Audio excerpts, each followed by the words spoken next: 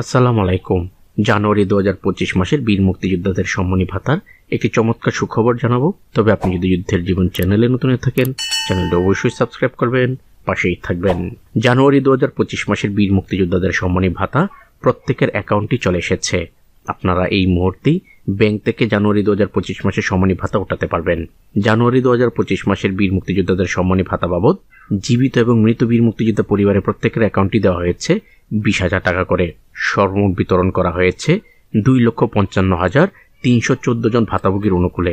এই 2,55,314 জন ভাতাভোগীর অনুকূলে জানুয়ারি 2025 মাসের জন্য 20,000 টাকা হারে সর্বমোট বিতরণ করা হয়েছে 392,22,70,446 টাকা।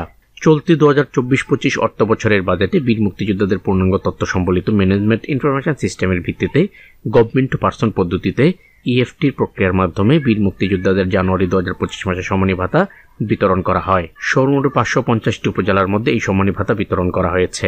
তবে ইতিপূর্বে যারা ব্যাংক থেকে ঋণ উঠিয়েছিলেন তারা কিন্তু পুরো 20,000 টাকা করে পাবেন না, ঋণ বাবদ কিছু টাকা কেটে রাখা হয়েছে। তো আজ এ পর্যন্তই, দেখা হবে অন্য এক নতুন ভিডিওতে। ততক্ষণ পর্যন্ত সবাই ভালো থাকবেন, সুস্থ থাকবেন। আল্লাহ হাফেজ।